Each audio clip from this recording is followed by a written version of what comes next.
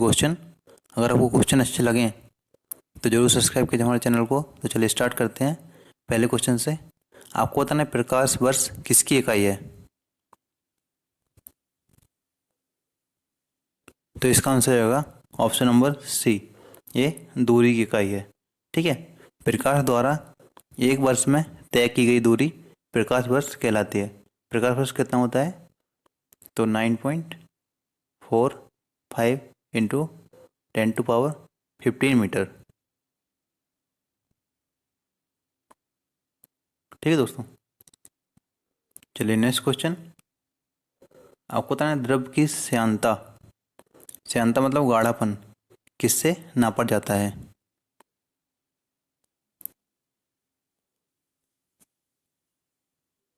तो इसका आंसर है आपका विस्कोमीटर। ठीक है, और बेंचोमीटर से क्या नापते हैं? तो द्रव का प्रवाह नापते हैं, द्रव का प्रवाह। और अमीटर से क्या नापते हैं? तो करंट या धारा। चलिए नेक्स्ट क्वेश्चन। आपको बताना है पायरोमीटर का प्रयोग किसका ताप नापने के लिए किया जाता है।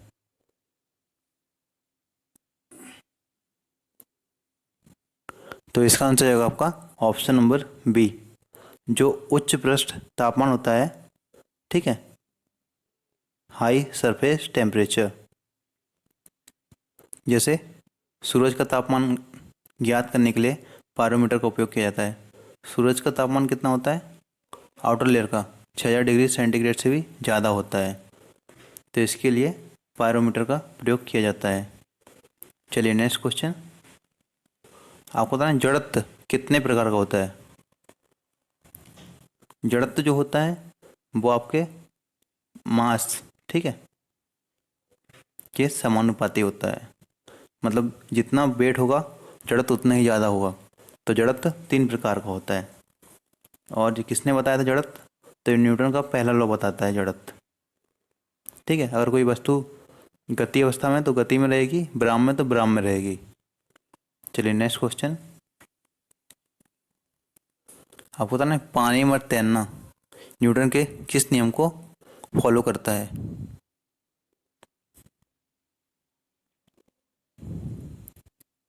तो इसका आंसर है आपका ऑप्शन नंबर सी, जो न्यूटन का नियम था क्रिया के विपरीत क्रिया, उसका पालन करता है पानी पर तैरना।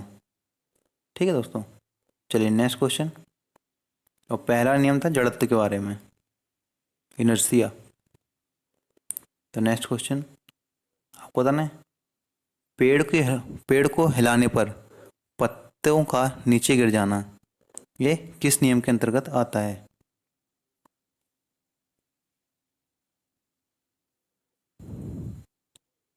तो इसका आंसर है आपका ऑप्शन नंबर ए, जड़त्व का नियम। ठीक है, और कौन सा जड़त्व?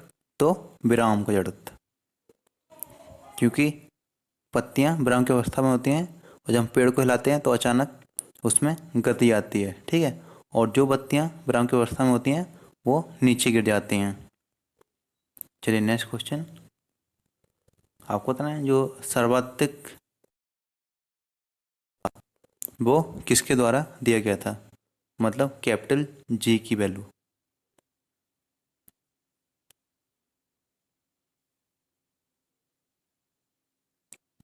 तो इसका आंसर जाएगा आपका ऑप्शन नंबर डी, कैवेंडिश।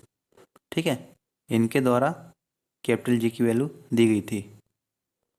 चलिए नेक्स्ट क्वेश्चन। आपको बताना है सबसे कमजोर बल कौन सा होता है।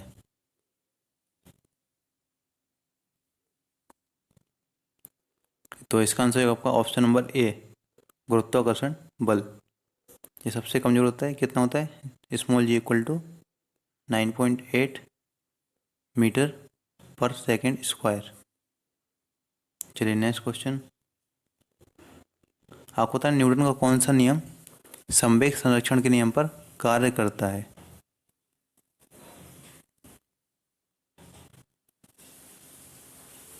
तो इसका आंसर है आपका ऑप्शन नंबर सी, जो न्यूटन का तीसरा नियम है, क्रिया के विपरीत क्रिया।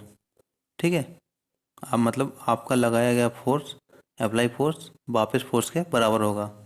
तो ये तीसरे नियम को फॉलो करता है।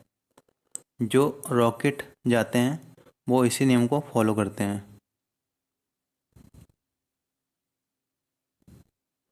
और जो पलायन वेग होता है कितना होता है, 11.2 किलोमीटर पर सेकेंड। इस वेग के द्वारा रॉकेट को अपना वायुमंडल क्रॉस करवाया जाता है। चलिए नेक्स्ट क्वेश्चन। आपको पता है जो ग्रहों की गति होती है वो किस नियम पर कार्य करती है? तो इसका आंसर है आपका ऑप्शन नंबर बी, संवेग संरक्षण का नियम। इसके द्वारा ग्रहों की गति बताई जाती है। तो ये थे क्वेश्चन।